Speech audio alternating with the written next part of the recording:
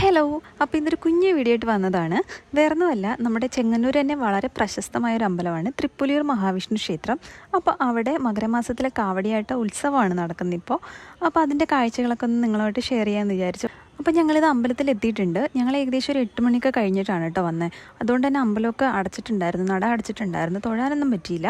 പിന്നെ അവിടെ കാവടി ഭക്തന്മാർ ഇവിടെ വ്രതം എടുക്കുന്ന സമയത്ത് അവർ അമ്പലത്തിൽ തന്നെയാണ് തങ്ങുന്നത്. അപ്പോൾ അവരൊക്കെ ഉണ്ടായിരുന്നു. പിന്നെ അതുപോലെ പ്രോഗ്രാംസും കുറച്ച് ഡാൻസും പരിപാടികളൊക്കെ നടക്കുന്നുണ്ടായിരുന്നു. അപ്പോൾ അതൊക്കെ ഒന്ന് കാണാൻ പറ്റി.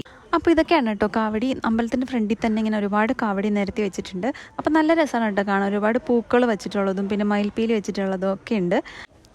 ഇതാണ് കേട്ടോ അമ്പലം. നടയൊക്കെ അടച്ചിട്ടുള്ളതുകൊണ്ട് തന്നെ അകത്തൊന്നും കയറാൻ പറ്റിയില്ല. പിന്നെ ഞങ്ങൾ അമ്പലത്തിൻ്റെ ഫ്രണ്ടിലോട്ട് പോകാം. ഞങ്ങൾ ബാക്ക് സൈഡ് വഴിയാണ് കേട്ടോ വന്നിട്ടുണ്ടായിരുന്നത്.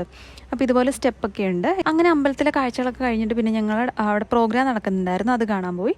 ഡാൻസ് ആയിരുന്നു. അങ്ങനെ കുറേ നേരം ഡാൻസൊക്കെ കണ്ടുകൊണ്ടതിന് ശേഷം ഞങ്ങൾ അമ്പലത്തിൽ നിന്ന് ഇറങ്ങി. അപ്പോൾ ഇതുപോലെ ഒരുപാട് കടകളുണ്ടായിരുന്നു അവിടെ അമ്പലത്തിൻ്റെ സൈഡിൽ തന്നെ. അപ്പോൾ ഒരുപാട് ടോയ്സും കമ്മലും വളയും പൊട്ടും എല്ലാം ഉണ്ടായിരുന്നു.